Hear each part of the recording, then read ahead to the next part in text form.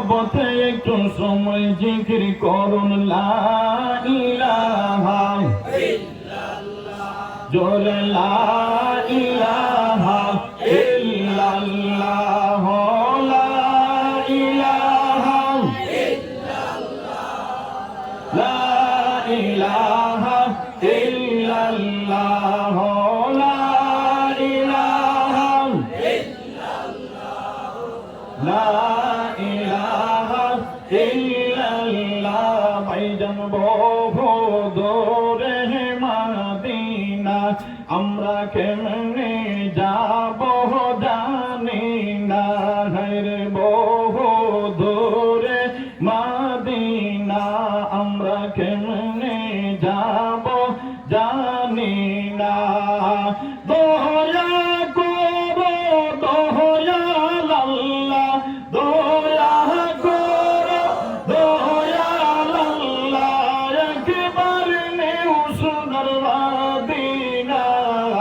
লা ইলাহা ইল্লাল্লাহ, লা ইলাহা ইল্লাল্লাহ, ধরে লা ইলাহা ইল্লাল্লাহ, লা ইলাহা ইল্লাল্লাহ, লা ইলাহা ইল্লাল্লাহ, লা ইলাহা ইল্লাল্লাহ। নবী আমাদের জানের জান, নবী আমাদের প্রাণের প্রাণ, বলো নবী আমাদের জানের জান, নবী আমাদের প্রাণের প্রাণ। হায়রে ওই নবীকে না দেখিলে, বলো ওই নবীকে না দেখিলে বাঁচে না আশিকের প্রাণ। লা ইলাহা ইল্লাল্লাহ, জোরে লা ইলাহা ইল্লাল্লাহ, লা ইলাহা ইল্লাল্লাহ, লা ইলাহা ইল্লাল্লাহ, লা ইলাহা ইল্লাল্লাহ।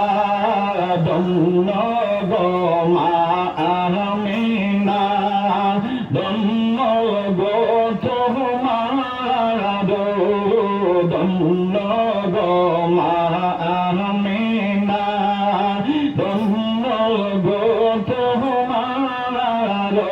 আরে তোমার দোরে পয়দা, তোমার দোরে পয়দা নবী মুস্তাফা। লা ইলাহা ইল্লাল্লাহ, জোরে লা ইলাহা ইল্লাল্লাহ, লা ইলাহা ইল্লাল্লাহ, লা ইলাহা ইল্লাল্লাহ, লা ইলাহা ইল্লাল্লাহ, লা ইলাহা ইল্লাল্লাহ। ও মুমিন ভাই জিকির কর, দিলে বাইরে মনেতে। ও মুমিন ভাই জিকির কর, দিলে আর মনেতে। রে আল্লাহর জিকির না করিলে বাইরে, আল্লাহর জিকির না করিলে কলব জিন্দা হবে না।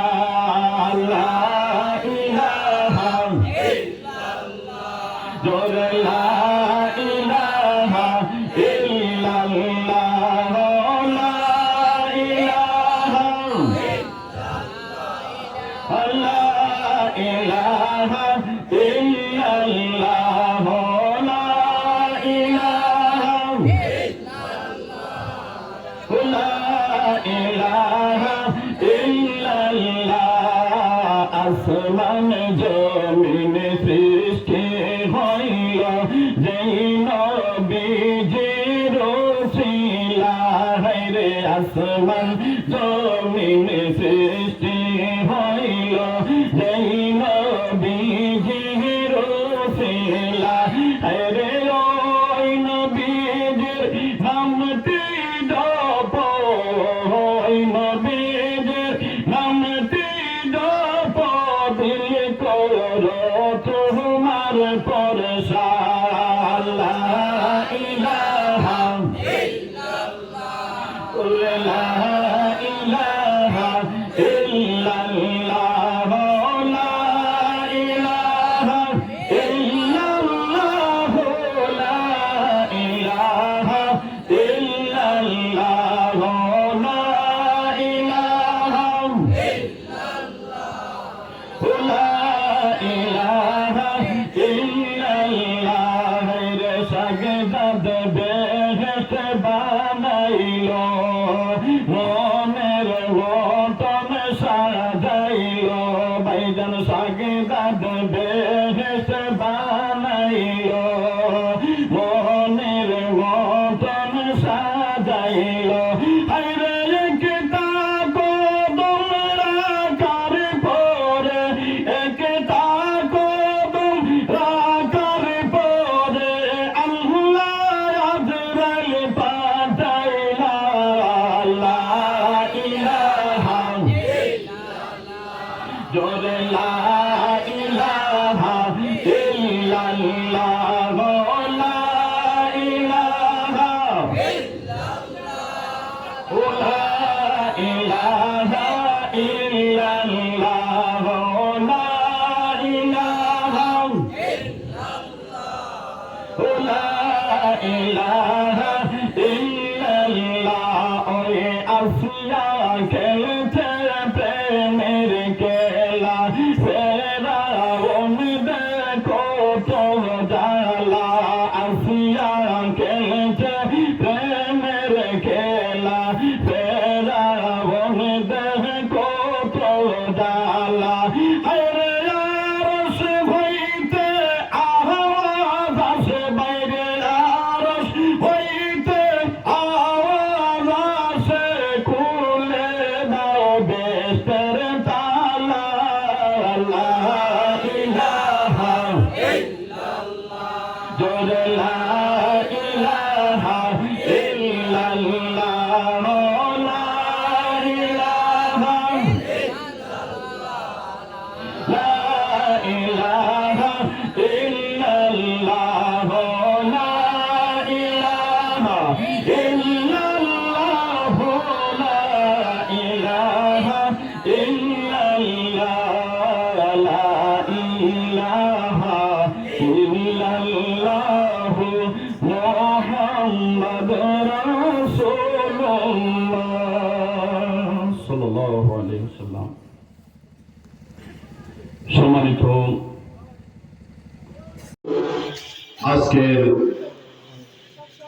এই মাহফিলের সভাপতি সাহেব, উপস্থিত মুরব্বিয়ানে কেরাম, আমার যুবক ভাইরা, লক্ষজিগর ছোট ছোট ভাই ও বোনেরা, পর্দার অন্তরালে অবস্থানগত মা ও বোনেরা,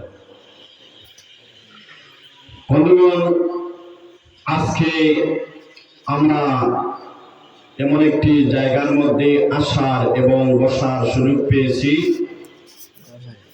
আমাদেরকে আল্লাহ রাব্বুল আলামিন সুযোগ করে দিয়েছেন, তাই বলে আপনারা বেজার? জি জি, কে কে বেজার একটু হাত তুলে দেখান। কে কে বেজার? সবাই খুশি? আচ্ছা, কে কে আমাকে রেখে উঠে যাবেন একটু হাত তুলে দেখান। কে কে যাবেন? কেউ যাবেন না তো? জি, মাশাআল্লাহ মাশাআল্লাহ। আর জরুরত হওয়ার পর প্রস্রাবের জরুরত আছে, বাথরুমের জরুরত আছে।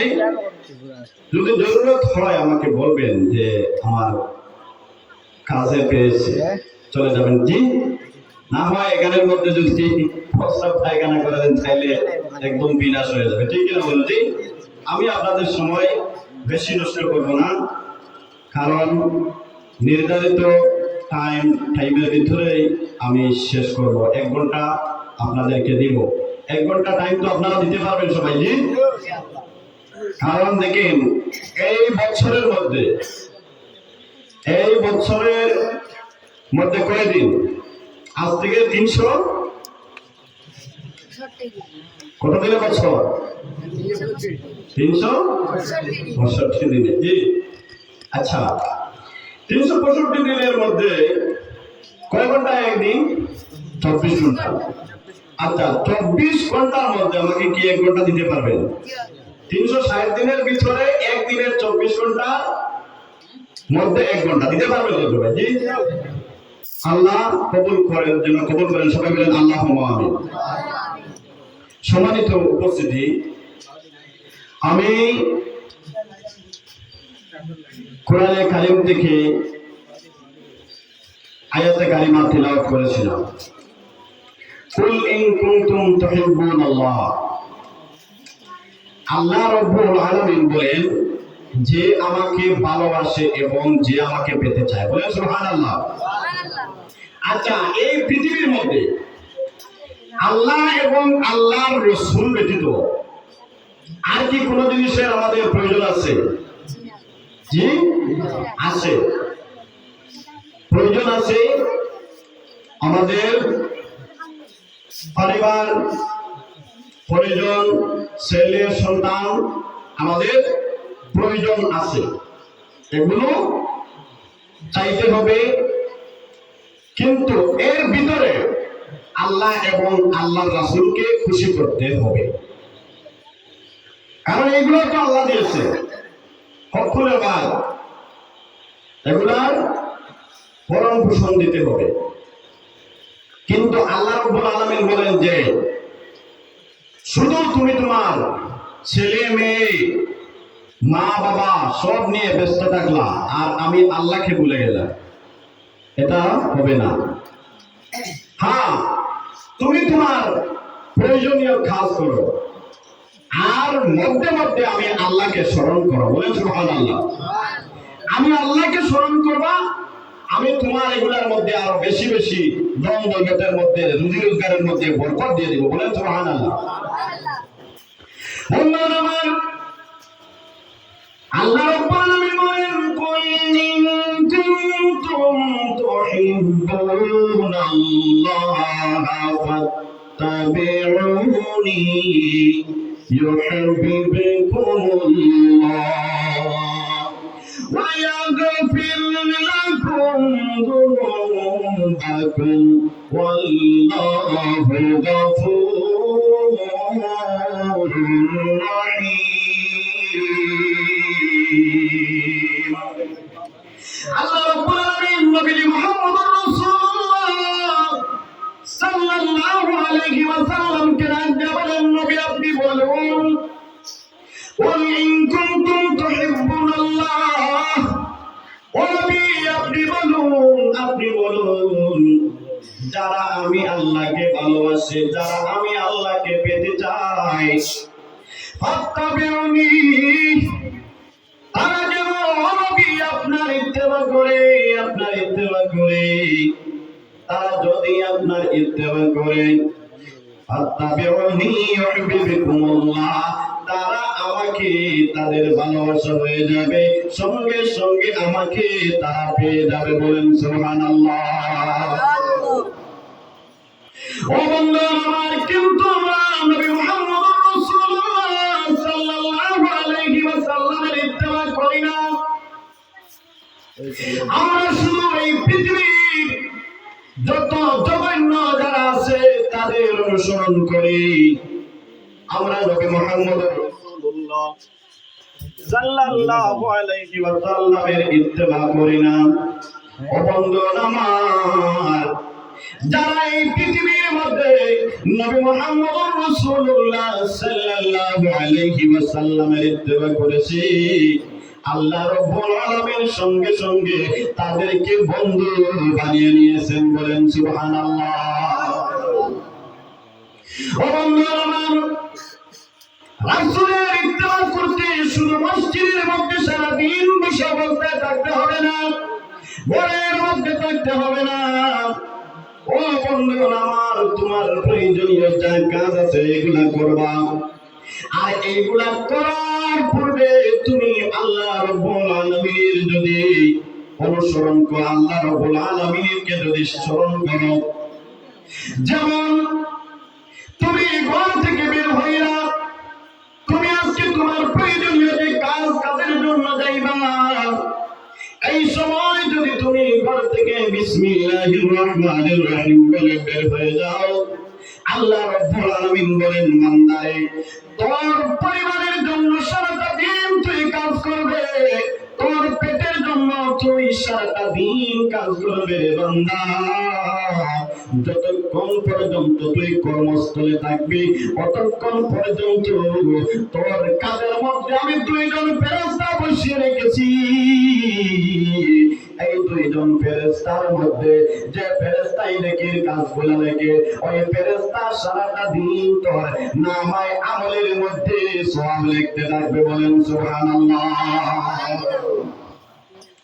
ও বান্দার আমার, হযরত জুনায়েদ বাগদাদী রাহমাতুল্লাহ তাআলা আলাইহি উনি ছিলেন বিশ্বের সর্বশ্রেষ্ঠ একজন কুস্তিগীর খেলোয়াড় ছিলেন।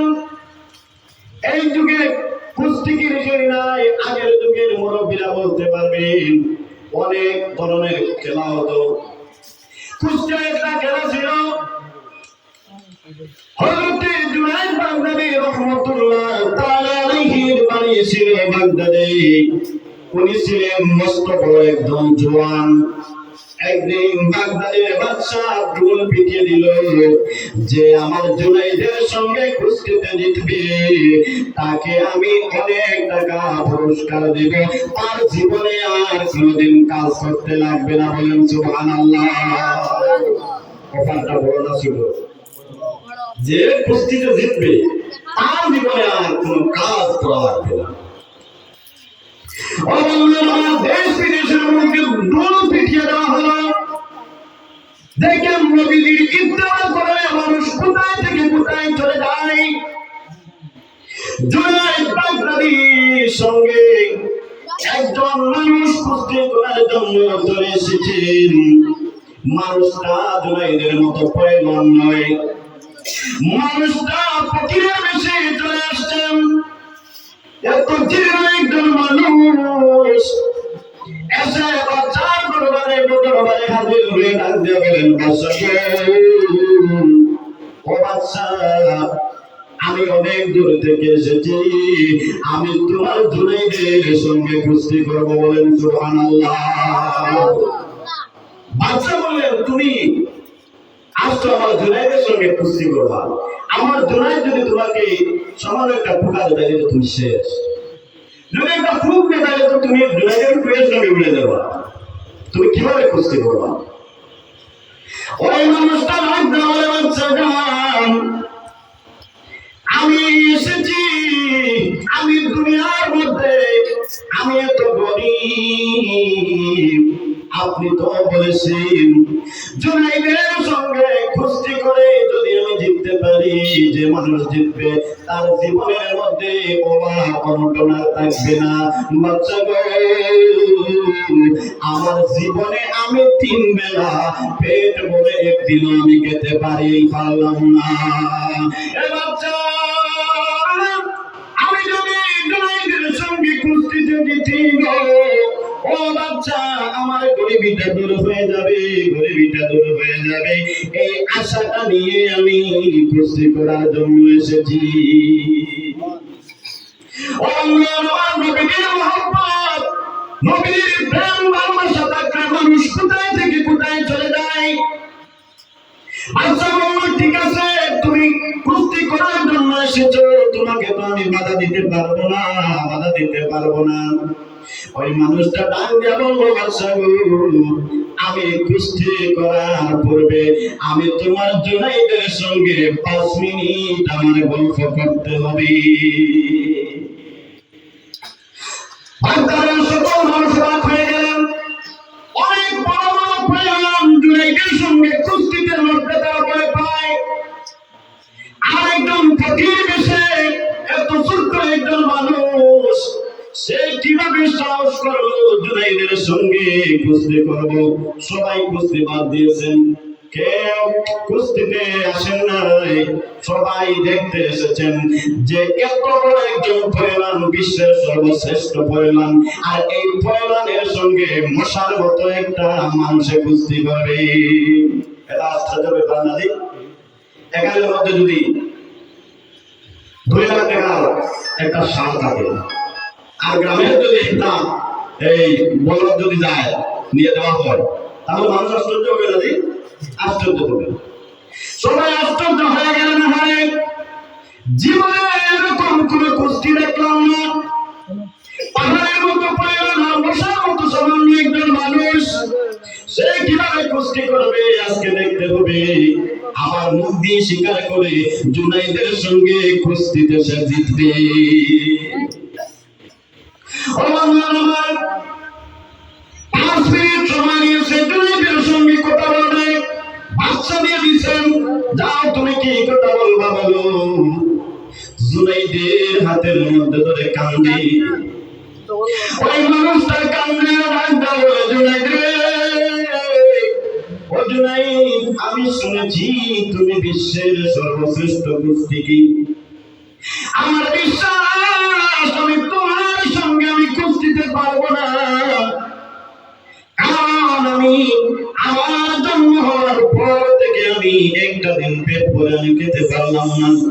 আমার শরীরের মধ্যে শক্তি নাই, শরীরের মধ্যে বল নাই, কিন্তু আমার কাছে সমস্ত একটা ইমান আছে। আমি একজন ইমানদার মানুষ, আর আরো একটা গুণ আছে জুনাইদ, আমি হইলাম আওলাদের রাসূল। বলেন সুবহানাল্লাহ। আমার মদিনার নবী হযরত মুহাম্মদুর রাসূলুল্লাহ সাল্লাল্লাহু আলাইহি ওয়া সাল্লামের শরীরের রক্ত আমার শরীরের মধ্যে আছে। বলেন সুবহানাল্লাহ। জুনাইদ রে, ও জুনাইদ, তুমি যদি আমার বুকের উপরে বসে যাও, ও জুনাইদ রে, তুমি তো মদিনার নবীর লোকের উপরে বসো। তুমি বলো, তুমি কি মদিনার নবীর উপরে বসতে চাও, না তুমি আমার নিচে তুমি পড়তে চাও? জুনাইদ রে, মদিনার নবী যদি তোমার উপরে বিজয় হয়ে যান, ও জুনাইদ, তোমার এই শক্তি দিয়ে কি করবা, তোমার এই দৌলত দিয়ে কি করবা? ও বন্ধুগণ আমার, যে সময় জুনাইদ শুনেছেন ওই মানুষটার কথা, হযরত জুনাইদ বাগদাদী রাহমাতুল্লাহ তাআলা আলাইহি ডাকতে বলেন, চাচা গো, ও চাচা,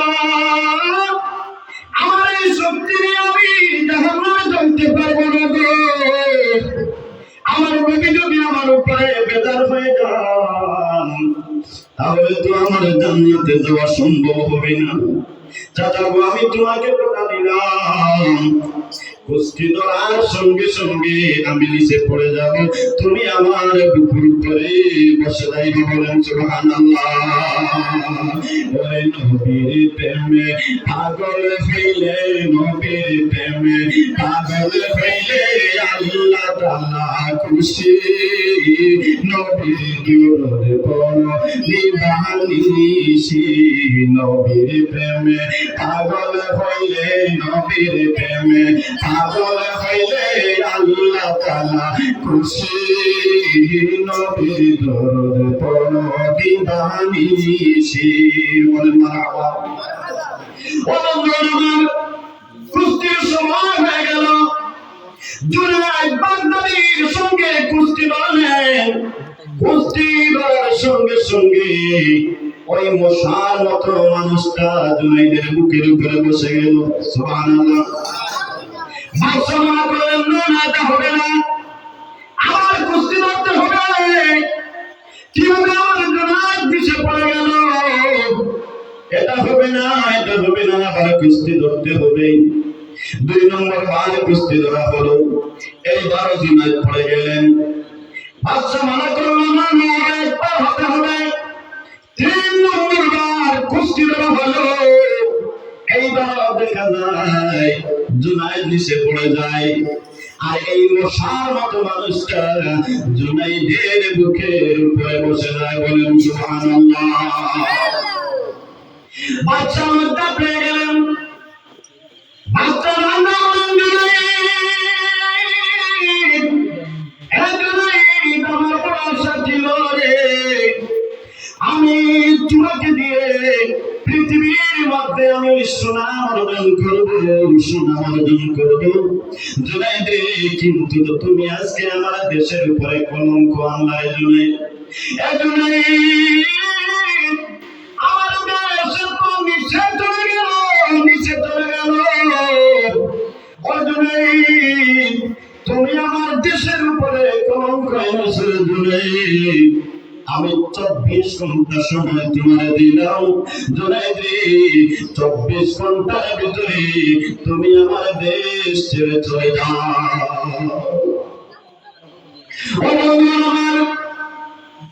এইবার হুজুর জুনাইদ চোখের পানি ছেড়ে দিয়ে বাড়ির মধ্যে চলে গেলেন। বাড়ির মধ্যে গিয়ে হযরত জুনাইদ বাগদাদী রাহমাতুল্লাহ আলাইহি মাগরিবের নামাজ পড়লেন।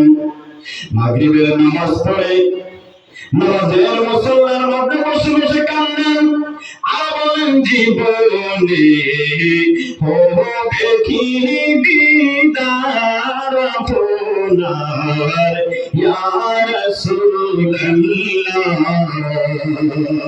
বলেন জীবনে হবে কি দিদার আপনার ইয়া রাসূলুল্লাহ, তাহারে যেই দিকে তাকাই দরদি, তাহারে যেই দিকে তাকাই দরদি, আর তোকে নাই দরদি, আর তোকে নাই। আপনি যে দোনো মেরি সরদার ইয়া রাসূলুল্লাহ, আপনি যে এই গরিবের মন মদদগার ইয়া রাসূলুল্লাহ, আপনি যে দোনো আলমের সরদার ইয়া রাসূলুল্লাহ, বলেন মারহাবা। ও আমার জুনাইদ বাগদাদী রাহমাতুল্লাহ তাআলা আলাইহি নবীজির প্রেমে নবীজির সামনে গজল পড়তে পড়তে ওই বন্ধুরা মানে সারক্ত হয়ে যায়। এশার নামাজ আদায় করে আবার এই গজলটা জুনাইদ পড়েন, বলেন জীবনে হবে কি দিদার আপনার ইয়া রাসূলুল্লাহ। ও আমার সামনে বসে করেন, ও নবী জুনাইদ আল্লাহর কাছে দুই হাত তুলে বলতেছেন, আল্লাহ গো, ও আল্লাহ, আমি এই দুনিয়ার বাদশাহী আমি চাইলাম না, এই দুনিয়ার নাজ নিয়ামত আমি চাইলাম না, আল্লাহ গো, ও আল্লাহ, তুমি যে নবীকে ভালোবাসে কোন কারণে বানাইছো ও আল্লাহ, তুমি যার সঙ্গে বন্ধুত্ব করেছো গো, ও আল্লাহ, তোমার বন্ধুকে আমি মায়া করলাম, বলেন সুবহানাল্লাহ। তোমার বন্ধুর রক্তের উপরে আমি বসতে পারলাম না, ও আল্লাহ, আমি তোমার হাবিব দুজাহানের বাদশা নবী হযরত মুহাম্মদুর রাসূলুল্লাহ সাল্লাল্লাহু আলাইহি ওয়াসাল্লামের আহলে বায়াতকে মায়া করলাম গো আল্লাহ। ও আল্লাহ, আমি দেশ ছেড়ে চলে যাব, আমার কোনো দুঃখ নাই, আমার কোনো দুঃখ নাই, কিন্তু গো আল্লাহ, আমার এই দেশ ছাড়ার বিনিময়টা হলো একটাবার তোমার হাবিবকে যদি আমি স্বপ্নে দেখতে পারি, আল্লাহ গো, আমার জীবনের সব দুঃখ শেষ হয়ে যাবে। ও আমার হযরত জুনাইদ নামাজের মুসল্লার মধ্যে কান্দে কান্দে শুয়ে পড়লেন। আল্লাহ রাব্বুল আলামিন বলেন, ইন্না নাহনু নাযালনা যিকরা ওয়া ইন্না লাহু লাহাফিজুন। বলেন সুবহানাল্লাহ। আল্লাহ বলেন আমি কোরআনে কারীম নাযিল করেছি। কে নাযিল করেছেন? আল্লাহ। আল্লাহ বলতেছেন আমি নাযিল করেছি আর এই কোরআনে কারীমের হেফাজত করব আমি আল্লাহ। বলেন সুবহানাল্লাহ। এই কথা আল্লাহ কেন বললেন? আল্লাহ এই কথা বলার কারণ হচ্ছে যে এক সময় মানুষ কোরআনের কাছ থেকে দূরে সরে যাবে। এই জন্য আল্লাহ বলেছেন যেই দিন তোমরা দূরে সরে যাইবা এই দিন আমার কোরআন আমি হেফাজত করে নেব। বলেন সুবহানাল্লাহ। দুনিয়ার কোনো মানুষের হেফাজত করা লাগবে না, আল্লাহ নিজে হেফাজত করবে। আচ্ছা, এখন এই কোরআনের পক্ষে যারা থাকবে, এই কোরআনের পক্ষে যারা থাকবে তাদেরকে কি আল্লাহ হেফাজত করবেন না? জি, তাদেরকেও করবেন। বন্ধুগণ, সময় অতি সংকীর্ণ। এই সংকীর্ণ সময়ের মধ্যে আমি সামান্য এই আয়াতের ব্যাখ্যা করার চেষ্টা করব। দেখে আল্লাহ রাব্বুল আলামিন আমাদেরকে যে কোরআনে কারীম দিয়েছেন, এই কোরআনে কারীমের মধ্যে কি কোনো ভুল আছে? জি, এই কোরআনে কারীমের মধ্যে কোনো ভুল নাই, ভ্রান্তি নাই। আল্লাহ রাব্বুল আলামিন বলে দিয়েছেন, প্রথমে বলে দিয়েছেন যালিকাল কিতাবু লা রাইবা ফিহি। এই কোরআনের মধ্যে কোনো ভুল নাই, ভুল ভ্রান্তির কোনো অবকাশ নাই। বলেন সুবহানাল্লাহ। এমন একটি বিশুদ্ধ কোরআন।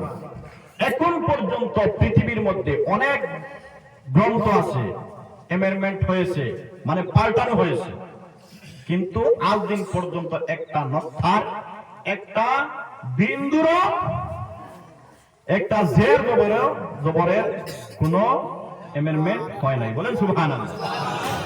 যত গ্রন্থ আছে সব এমেন্ডমেন্ট হয়েছে।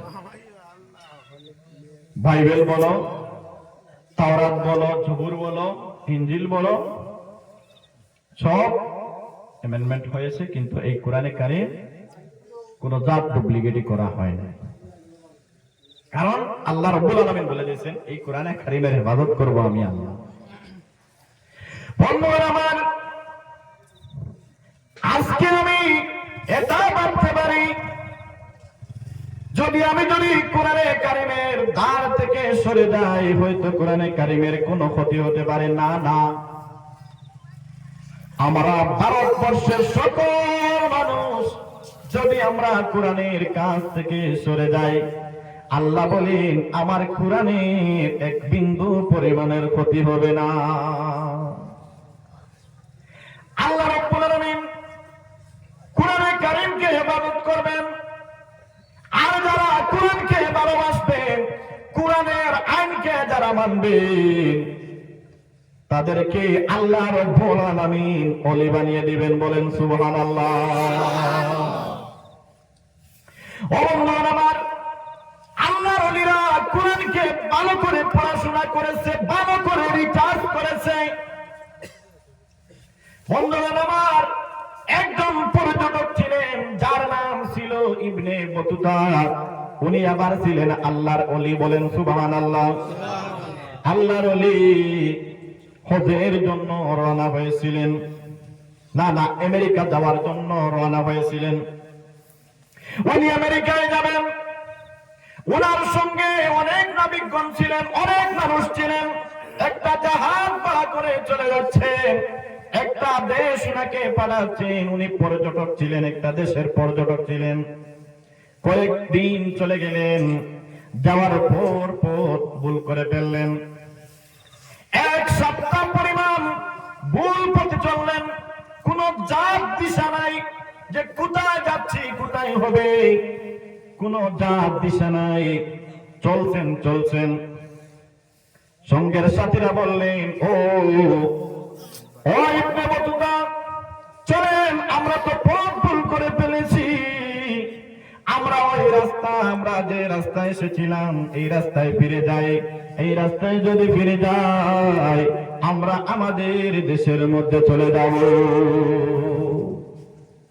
ইবনে বতুতা বাদশা বললেন, ও আমার সঙ্গের সাথীরা, শুনো, আরো একটা দিন আমরা অতিক্রম করি,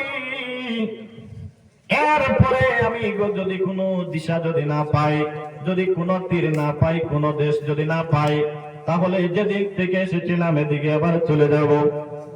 বন্ধুরা আমার, একদিন অতিক্রম করলেন, যেই সময় আসরের রক্ত হয়ে গেল, এমন সময় দেখলেন কুয়াশা কুয়াশা দেখা যায়, তীরের ভাব লাগে, মানে একটা পার দেখা যায়।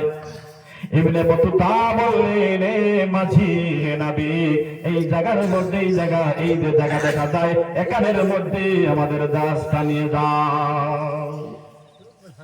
ইবনে বতুতা ওনার কিতাবের মধ্যে লেখেন, আমি আমার দূরবীক্ষণ ছিল, একটা দূরবীন ছিল, আমি তার দিকে তাকাইয়া দেখি যে দেশের মধ্যে এসেছি, এই দেশের মধ্যে দেখা যায় এই দেশটা হলো মালদ্বীপ। ইবনে বতুতা বলেন, আমি ভূগোলের মধ্যে দেখলাম, ইতিহাসের মধ্যে দেখলাম, এই দেশের মধ্যে কোন মুসলমানের জন্ম হয় নাই, কিন্তু আবার দেখা যায় এই দেশের মধ্যে অগণিত মসজিদের মিনার দেখা যায়। বলেন সুবহানাল্লাহ। কি দেখা যায়?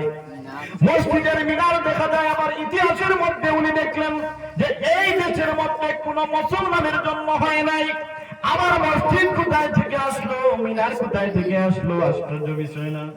এই দেশের মধ্যে তো কোনো মুমিন নাই, মুসলমান নাই, মসজিদ কোথায় থেকে আসলো? উনি ভাবলেন, আচ্ছা যাই হোক, আগে নামাজটা পড়ে নেই। একটা মসজিদের মধ্যে, একদম একটা মসজিদ, এই মসজিদের মধ্যে আসরের নামাজ আদায় করলেন। আসরের নামাজ আদায় করে ইমাম সাহেবকে ডাক দিয়ে বললেন, ইমাম সাহেব, আপনার সঙ্গে আমার কিছু কথা আছে। ইমাম সাহেব ডাক দিয়ে বললেন, আপনি কে? আপনাকে তো অচেনা অচেনা লাগে, আপনার বাড়ি কোথায়? ওনার বাড়ির অ্যাড্রেস দিলেন, বললেন, আপনি কেন এসেছেন? ইবনে বতুতা রাহমাতুল্লাহ তাআলা আলাইহি বললেন, ও ইমাম সাহেব, আমি আমেরিকায় যাওয়ার জন্য আমি রওনা দিয়েছিলাম, আমি পথ ভুল করে আজকে এই দেশের মধ্যে এসেছি, কিন্তু আমি বড় অবাক হয়ে গেলাম। আমি ইতিহাসের মধ্যে দেখলাম, ভূগোলের মধ্যে দেখলাম, এই দেশের মধ্যে কোন মুসলমানের জন্ম হয় নাই, কিন্তু এই দেশের মধ্যে এত মসজিদ কিভাবে হলো, কোথায় থেকে হলো? আমাকে আপনি একটু ব্যাখ্যা দেন। ইমাম সাহেব দাঁড়িয়ে বললেন, ও ইবনে বতুতা, আপনি যদি শুনতে চান কিছু সময় দেওয়া লাগবে। বলেন সুবহানাল্লাহ। ইবনে বতুতা বললেন, আমি হলাম একজন পর্যটক, আমার সঙ্গে কিছু খাতা আছে, বই আছে, আমি লিখতে লাগবো, কারণ আমি পর্যবেক্ষণের জন্য বের হয়েছি। এই দেশে যখন এসেছি, তাইলে এই দেশটা আমি পর্যবেক্ষণ করে যাই, আর এই দেশের মধ্যে তো মসজিদ কিভাবে হলো আমি আপনার কাছ থেকে জানতে চাই। ইমাম সাহেব বললেন, ও ইবনে বতুতা, শুনেন, এই দেশের মধ্যে কি কোন মুসলমান ছিলেন না, একটা মুসলমানেরও জন্ম হয় নাই, কিন্তু এই দেশের মধ্যে একজন হাফিজ সাহেব এসেছিলেন, আর এই হাফিজ সাহেবকে কেন্দ্র করে এই মসজিদের মধ্যে, এই দেশের মধ্যে এখন মসজিদ আর মসজিদ হয়ে গেছে, এই রাষ্ট্রটা এখন মুসলমানের হাতে চলে গেছে। বলেন সুবহানাল্লাহ। ইবনে বতুতা বলেন, এই হাফিজ সাহেব কে, ওনার নাম কি? ওই ইমাম সাহেব ডাক দিয়ে বলেন, এই হাফিজ সাহেবের নাম হলো আবুল বারাকাত ইউসুফ বরবরি রাহমাতুল্লাহ আলাইহি। বলেন সুবহানাল্লাহ। ও বন্ধুগণ আমার, আল্লাহর ওলিরা এত দামি, এক এক ওলি দিয়ে আল্লাহ রাব্বুল আলামিন এক একটা দেশ আবাদ করে ফেলেছেন। বলেন সুবহানাল্লাহ। ওই ইমাম সাহেব বললেন, আপনি আমাকে একটু ব্যাখ্যা দেন। ইমাম সাহেব ডাক দিয়ে বললেন, এই দেশের মধ্যে যে হাফিজ সাহেব এসেছিলেন, উনি হজে যাওয়ার জন্য বেরিয়েছিলেন বাড়ির থেকে, মায়ের দোয়া নিয়ে বের হয়েছেন, আর উনি ছিলেন হাফিজ সাহেব। উনি জাহাজে রওনা হয়েছিলেন, আর এই জাহাজটার মধ্যে আমরা আফাল বলি না, সাগরের আফাল, একটা আফালে করে জাহাজটা ডুবে গেল, সকল মানুষ ডুবে মারা গেল। আর এই হাফিজ ইবনে আবুল বারাকাত ইউসুফ বরবরি রহমাতুল্লাহ তাআলা আলাইহি আল্লাহর কাছে দোয়া করতেছেন আর বলতেছেন, মাবুদ, ও মাবুদ, আপনি তো কোরআনে কারীমের মধ্যে বলেছেন, ইন্না নাহনু নাযালনা যিকরা ওয়া ইন্না লাহু লাহাফিজুন। ও আল্লাহ, তুমি তো বলেছো তুমি কোরআনের ইবাদত করবা। ও আল্লাহ, আমার অন্তরের মধ্যে, আমার সিনার মধ্যে ৩৬ পারা কোরআন লুকিয়ে আছে, বলেন সুবহানাল্লাহ।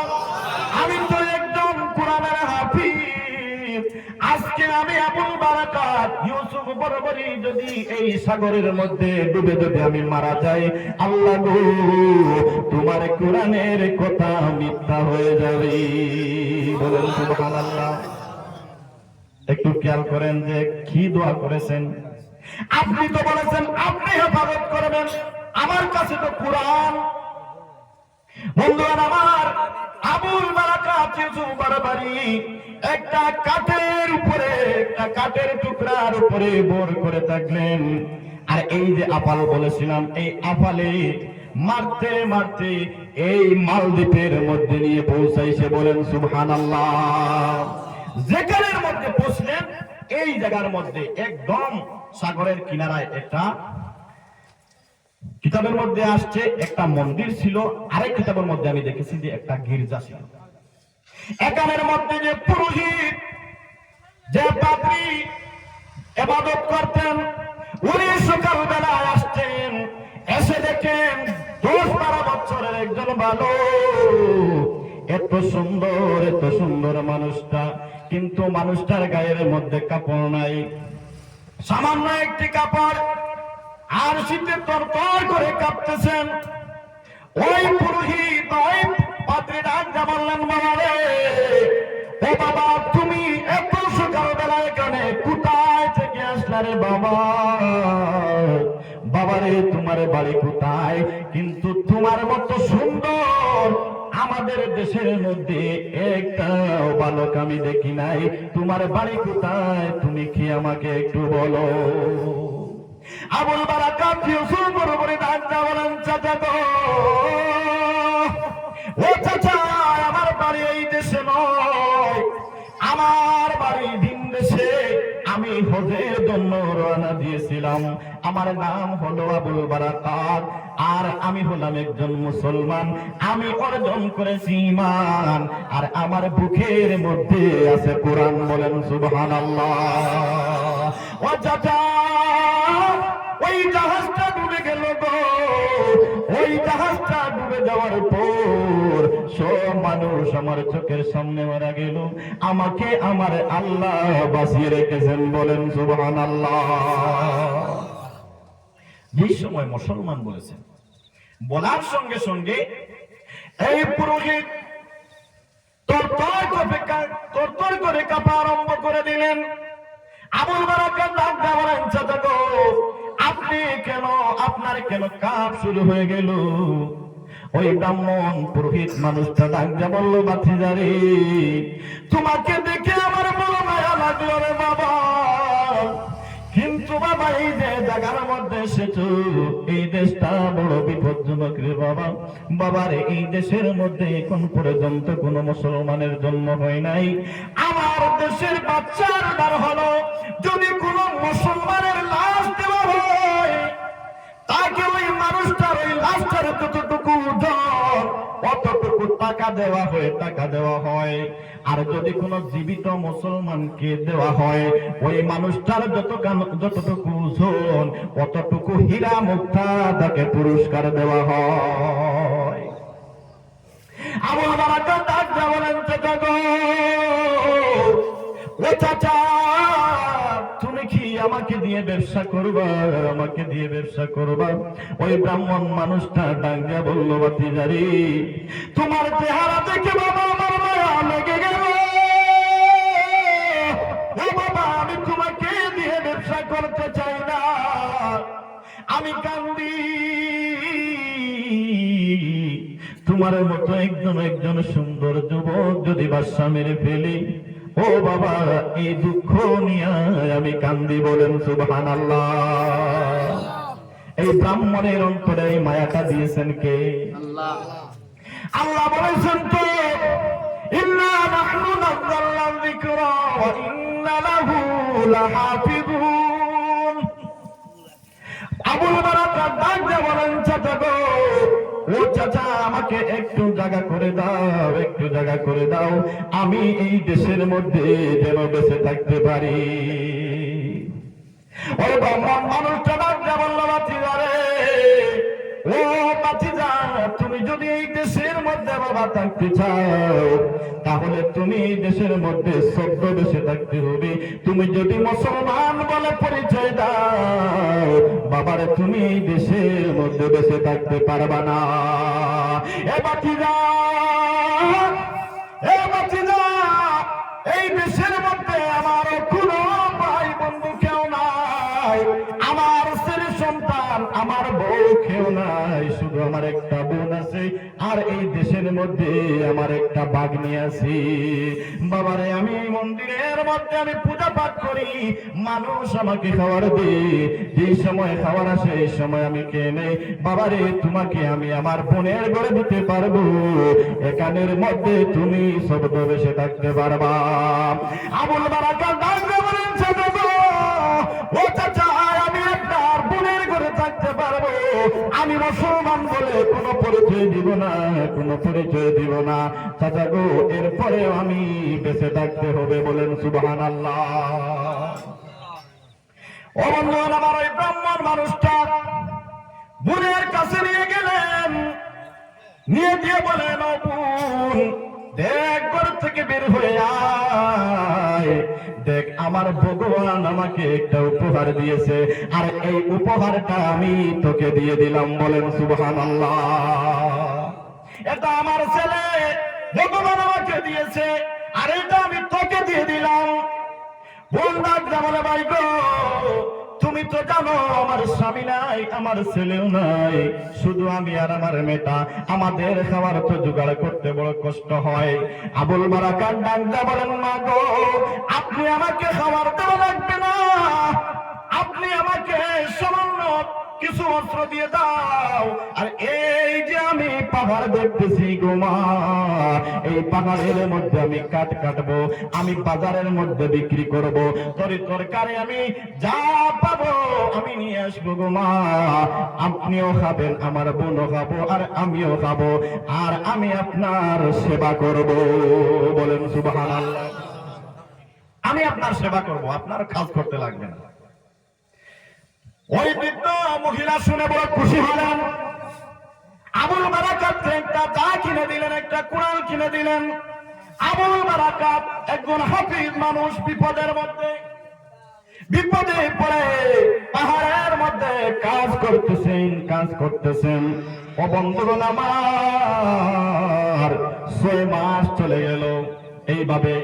হঠাৎ একদিন বাড়ির মধ্যে চলে আসলেন, এসে দেখেন ওই বুড়িমা এমন ভাবে কান্না আরম্ভ করতেছেন। আবুল বারাকাত ডাক দিয়ে বলেন, মা গো, ও মা, আপনি কেন কাঁদো গো মা, আপনি কেন কাঁদো? বৃদ্ধ মহিলা ডাক দিয়ে বলেন, বাবা রে, আমি কাঁদি, আমার বড় দুঃখ, আমার এই দুঃখের কারণে আমি কাঁদি রে, আমার দুঃখের কারণে আমি কাঁদি। বাবা রে, এই দুনিয়ায় আমার আপনজন বলতে কেউ নাই, শুধু ছিল আমার একটা মেয়ে। কালকে আমার এই মেয়েটা মারা যাবে, এই মেয়ের ব্যথায় ব্যথিত হয়ে আমি কাঁদি। আবুল বারাকাত ডাক দিয়ে বলেন, মা, আমার বোনটা তো কোনো বেমার নয়, তার তো কোনো অ্যাক্সিডেন্ট হয় না, সে কেন মারা যাবে গো মা, কেন মারা যাবে, আমাকে একটু বিস্তারিত বলেন। ওই বুড়িমা ডাক দিয়ে বলেন, বাবা রে, এই যে সাগরের পারে একটা মন্দির আছে, এই মন্দিরের মধ্যে প্রতি 6 মাস পর একটা দানব আসে, এই দানবকে একটা মেয়ে দিতে হয়, ওই মেয়েটার সাথে দানবটা খারাপ কাজ করে আর যাওয়ার সময় মেয়েটাকে হত্যা করে চলে যায়। পরের দিন এই দেশের সেনাবাহিনীরা লাশটা তার বাড়ির মধ্যে পৌঁছে দেয়। ও বাবা, তার একটা কারণ, ওই দেশের সমস্ত যুবতীদের লিস্ট করা হয়েছে। লিস্ট অনুযায়ী লটারি মারা হয়, আর লটারির মধ্যে যার নাম চলে আসে তাকে মন্দিরের মধ্যে দেওয়া হয়। বাবারে, অনেক দিন চলে গেল, তোমার বোনের কোনো নাম আসে না। কালকে লটারি মারা হয়েছে, 6 মাস পূর্ণ হয়েছে, ওই লটারির মধ্যে তোমার বোনের নাম চলে আসছে। এ বাবা, বাবারে, কালকে তো তোমার বোনকে নিয়ে যাবে, ওই মন্দিরের মধ্যে দেওয়া হবে। ও বাবা, এই বেচায় আমি কাঁদি, কারণ আমার আপন বলতে একটা মেয়ে ছিল, আমার এই মেয়েটা তো মারা যাবে, এই বেচায় আমি ব্যথিত হয়ে কাঁদি। ও বন্ধুরা আমার, আবুল বারাকাত ডাক দিয়া বলেন, না গো, আপনাকে আমি একটা কথা বলবো গো মা, আপনার বোন আমি মরতে দিব না, আপনার মেয়েকে আমি মরতে দিব না গো মা, যদি আমার কথা আপনি মানেন। বৃদ্ধ মহিলা ডাক দিয়া বলেন, বাবারে কি কথা তুমি বলো। আবুল বারাকাত ডাক দিয়া বলেন, মা গো, আমার দিকে একটু তাকান, আমার দিকে তাকান, দেখেন আমার এখন পর্যন্ত দাড়ি মুছ কিছুই উঠে না গো মা। ও মা, আপনি যদি আমাকে বধূ হিসাবে সাজান গো, কেউ আমাকে চিনতে পারবে না, আমি পুরুষ না মহিলা, কেউ আমাকে চিনতে পারবে না। বলেন সুবহানাল্লাহ। ও মা, আমি ওই মন্দিরের মধ্যে চলে যাব গো। ওই বৃদ্ধ মহিলা ডাক দিয়া বললেন, বাবারে, সেখানে তো তোমাকে মেরে ফেলবে। আবুল বারাকাত ডাক দিয়া বলেন, মা গো, আমাকে কোন সময় এই দানব হত্যা করতে পারবে না। ও মা, আপনি তো আমাকে চিনেন না, আপনি আমাকে চিনেন না, আমি হলাম একজন মুসলমান, আমার অন্তরে আছে ঈমান, আর আমার ভিতরে আমি অর্জন করেছি কুরআন। বলেন সুবহানাল্লাহ। ও মা, আমার ঈমানের বল দিয়ে, আমার কুরআনের পাওয়ার দিয়ে আমি বলতেছি গো মা, ও মা, দানব আসার সঙ্গে সঙ্গে আমি দানবকে হত্যা করে ফেলবো। বন্ধুরা আমার, যেই সময় এই কথা শুনেছেন, ওই বৃদ্ধ মহিলা আরো রেগে আগুন হয়ে গেছে, আর বলতেছেন, রে বাবা, তুমি কি বলো। বাদশার কাছে ধরা পড়বে, 3 জায়গার মধ্যে চেক করা হয়, এই জায়গার মধ্যে তুমি ধরা পড়বে। ও বাবা, ধরা পড়ে গেলে তুমিও তো মরণ মারা যাইবা, আমাকেও বাচ্চা মেরে ফেলবে, আর আমার মেয়েটাকে তো মেরে ফেলবে। আবুল বারাকাত ডাক দিয়া বলেন, না গো, আমার আল্লাহ আমাকে 3টা গেট থেকে বাঁচিয়ে রাখবেন। বলেন সুবহানাল্লাহ।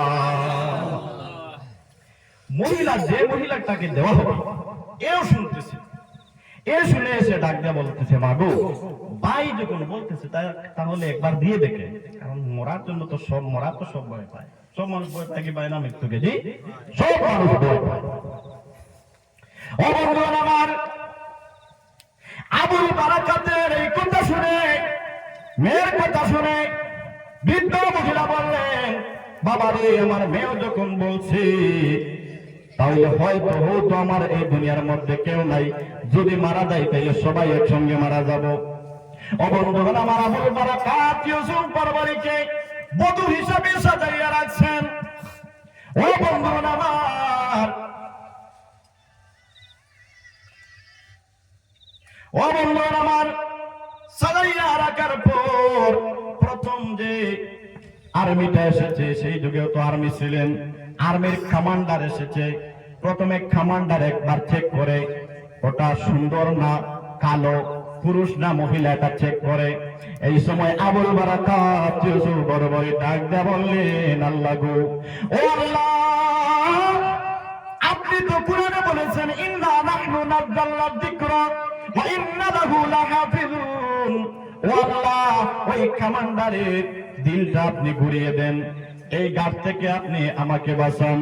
যে সময় কমান্ডার এসেছে, এসে দেখে এত ভদ্র মহিলা, সব মহিলা কান্নাকাটি করে এখানের মধ্যে যেতে চায় না, কিন্তু এই মহিলাটা এত ভদ্র মহিলা, সে তার বাহিনীকে বলল এই মহিলাকে চেক করা লাগবে না। বলেন সুবহানাল্লাহ।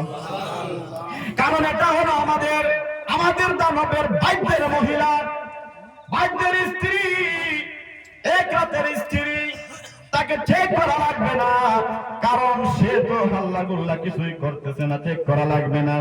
এই ঘাট থেকে চলে গেলেন। ও বন্ধুগণ আমার, 2 নম্বরে চেক করে বাচ্চা।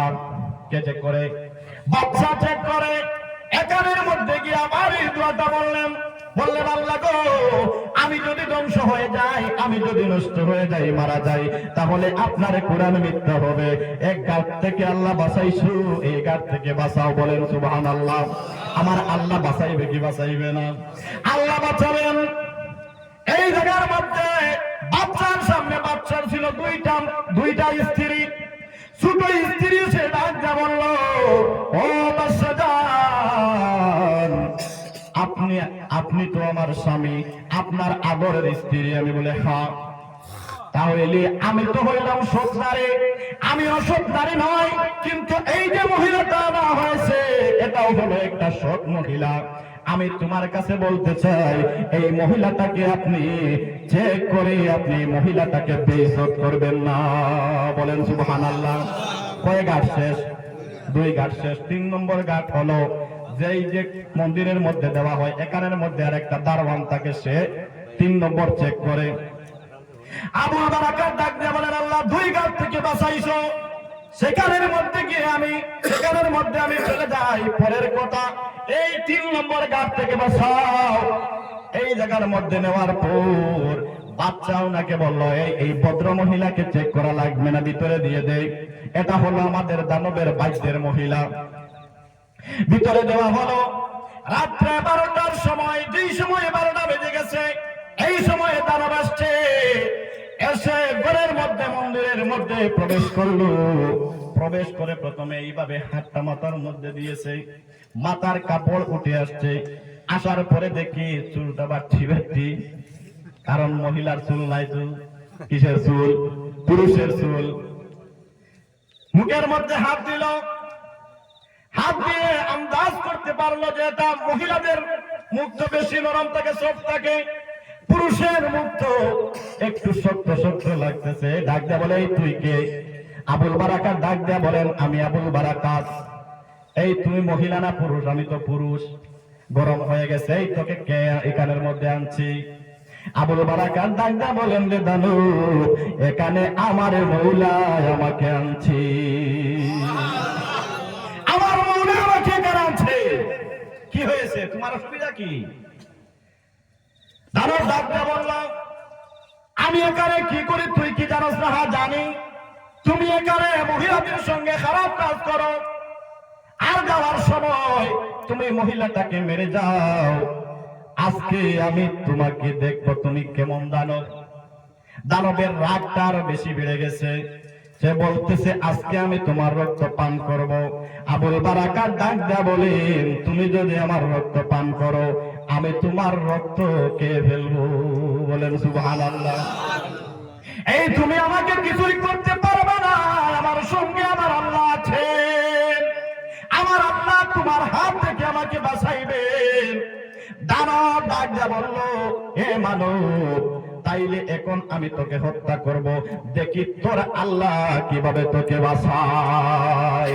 বন্ধুরা আমার, কোরআনে কারীম থেকে আবুল বারাকাত একটা ইসমে আজম পড়লেন, পরে দানবের দিকে ফুক নিক্ষেপ করলেন।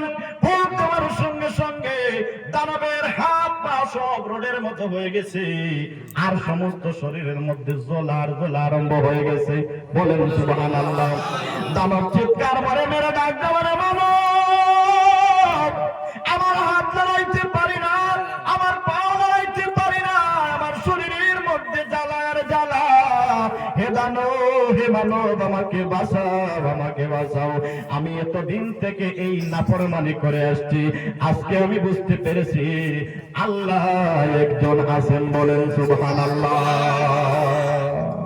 আজকের মধ্যে এলাকার মধ্যে শেষ, সময় শেষ হয়ে গেছে। আগামী বছর যদি বাঁচি, আগামী বছর যদি আমাদেরকে আল্লাহ রাব্বুল আলামিন বাঁচান, তাহলে এই মাহফিলের মধ্যে এসে